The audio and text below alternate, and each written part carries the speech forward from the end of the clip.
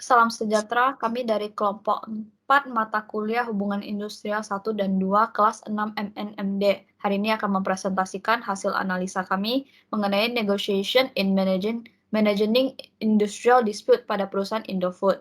Kami terdiri dari 3 anggota, yaitu saya sendiri, Epernah 1941-363. Saya Lili Cinda dengan NPM 1941-250. Dan saya Veronica Desi dengan NPM 194-1227.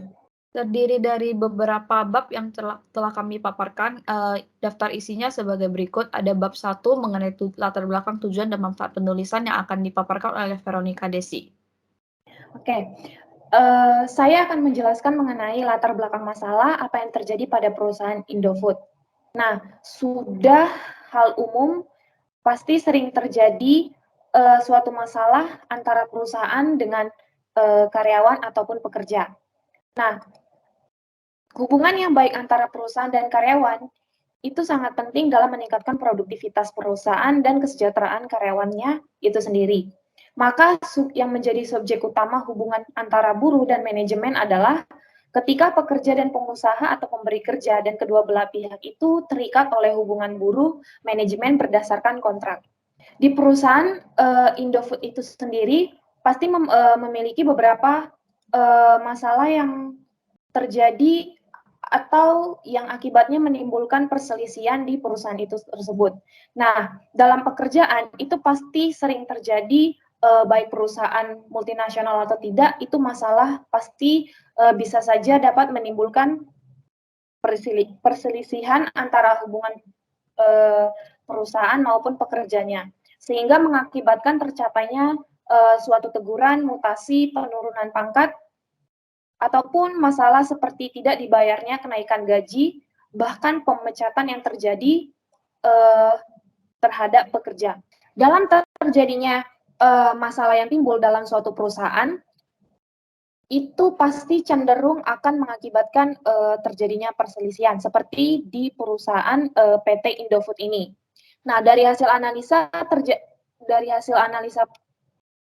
di sini dapat tentukan jika perusahaan Indofood itu terjadi adanya perselisihan buruh manajemen yang terjadi di Indofood, yaitu dalam bentuk dinamika sosial yang terjadi di lingkungan pabrik adalah masih adanya hubungan antara buruh dan manajemen yang tidak harmonis antara perusahaan dan kekurangan pemilik modular dalam rangka suatu perusahaan atau pabrik.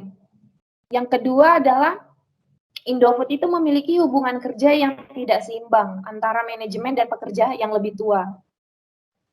Lalu dari masalah itu sendiri seharusnya dilakukan bentuk negosiasi antara karyawan dengan manajer atau pemilik perusahaan agar perselisihan yang timbul itu dapat diselesaikan dan integrasi ke dalam perusahaan multinasional dapat tercapai.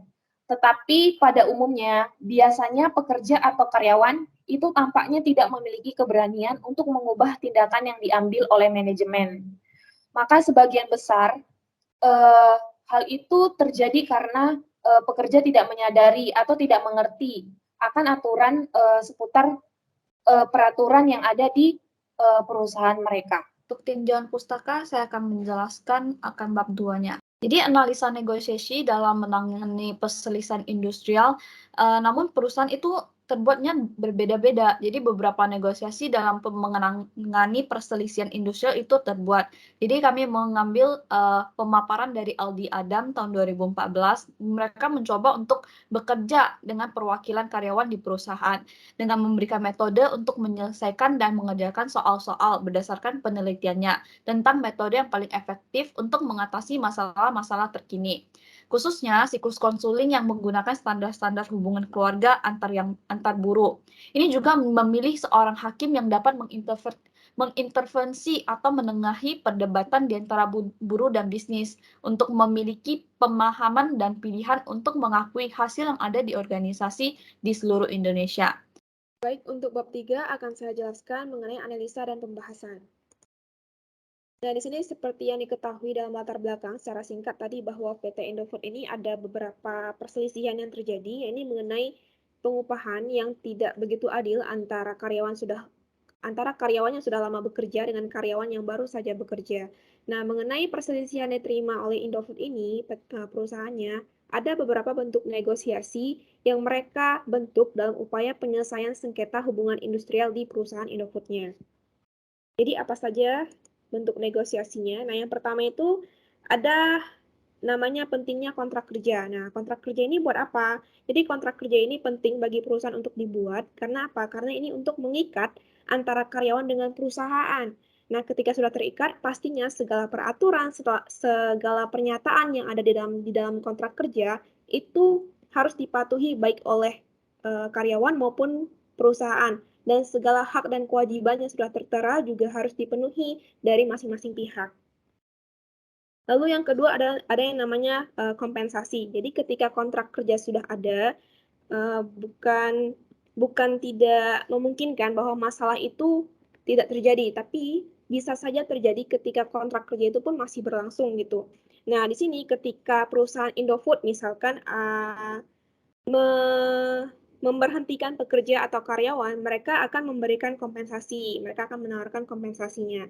Lalu, ketika terjadinya pemutusan hubungan kerja juga, Indofood atau pengusaha itu wajib membayar segala uang pesangon dan uang penghargaan masa kerja yang harus diterima oleh karyawan. Lalu, penyelesaian sengketa karyawan yang dilakukan oleh Indofood juga secara yang baru, mereka menggunakan mekanisme baru yang lebih cepat prosesnya, ya, seperti diadakannya musyawarah atau mufakat.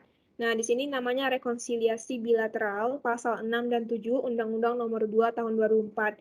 Nah, di sini diselesaikannya perselisihan dengan menggunakan musyawarah mufakat dan tetap menjaga asas kekeluargaan antara pekerja dan pengusaha. Lalu yang kedua adalah arbitrase. Nah, arbitrase ini nantinya akan ditunjuk satu orang yang berkuasa yang punya wewenang untuk menengahi penyelesaian perselisihan antara pekerja dan majikan atau pemimpin perusahaan. Baik, selain bentuknya juga ada tahap negosiasi di perusahaan Indofood. Nah, tahapannya ada 4. Yang pertama itu ada pranegosiasi. Di pranegosiasi ini, manajer perusahaan Indofood itu akan melakukan kegiatan yang dilakukan secara in-house, nah tanpa melibatkan pihak ketiga, jadi tidak ada pihak ketiga dalam pranegosiasi ini. Mereka hanya mempersiapkan dengan cermat materi negosiasi yang akan dilaksanakan. Jadi, di dalam materi negosiasi ini nanti akan ditetapkan tujuan dan menentukan posisi terjadinya sebuah negosiasi. Jadi mereka harus menulis tujuan itu yang jelas, logis, realistis, dan rasional. Lalu, selain menetapkan tujuannya, juga diperlukan melengkapi informasi pribadi karyawan mengenai pokok sengketanya apa. Nah, baik sekecil apapun informasi yang diterima, itu tetap harus ditulis.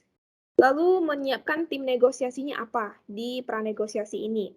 Nah, pemilihan tim negosiasi ini merupakan bagian dari strategi, sehingga pemilihan itu harus didasarkan pada apa? Pada kualitas kasusnya, kemudian pengalaman negosiasi, kepribadiannya yang baik, dan otoritas pengambilan keputusan. Lalu yang kedua adalah fase negosiasi. Nah, di sini para pihak itu saling berhadapan, duduk bersama di meja organisasi.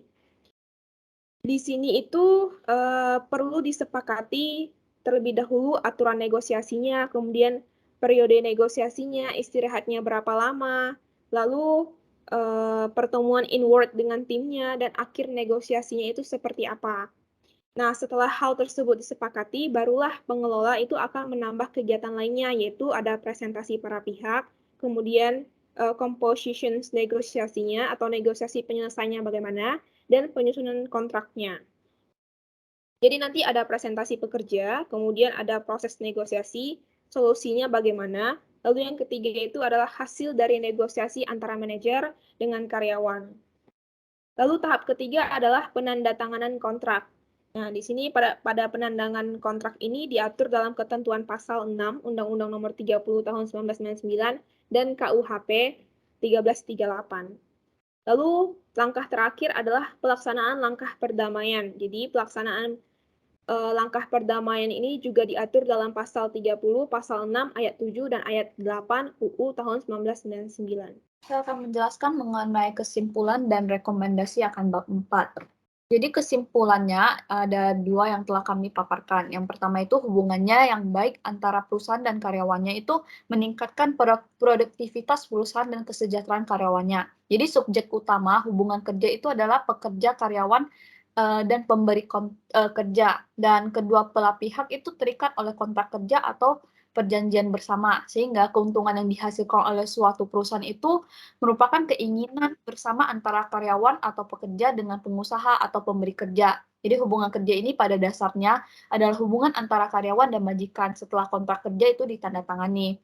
Kontrak kerja antara pekerja dan buruh dengan pengusaha itu tidak boleh bertentangan dengan kontrak kerja antara pengusaha dengan karyawan perusahaan yang ada. Jadi demikian pula kontrak kerja itu tidak boleh bertentangan dengan aturan perusahaan pemberi kerja. Pekerja itu tampaknya tidak memiliki kewenangan dalam mengubah perilaku manajemen, sehingga sebagian besar hal ini terjadi karena para pekerja itu tidak mengetahui aturan seputar pekerjaan mereka. Jadi perusahaan harus mampu memberikan tingkat keselamatan kerja yang setinggi-tingginya kepada karyawannya. Next, yang terakhir itu rekomendasi. Yang pertama itu sebagai karyawan sebuah perusahaan, kita harus memiliki prinsip yang baik dalam memperhitungkan serangkaian tanggung jawab yang diharapkan yang mengikat kita. Jadi bekerja dengan jujur, setia, dan bertanggung jawab. Sebagai seorang pengusaha, kita juga harus dan wajib mematuhi peraturan yang berlaku dengan tidak mengandalkan kekuatan murni yang tanpa adanya landasan. Jadi secara khusus kita memperhatikan tanggung jawab setiap pekerjaan yang ditentukan dalam kontrak kerja. Jadi majikan yang bertanggung jawab itu harus mengetahui aturan dasar perburuhan maupun cara penyelesaian perselisihan. Sekian presentasi dari kami. Apabila ada kesalahan maupun dalam tutur kata, kami mohon maaf. Salam, terima kasih.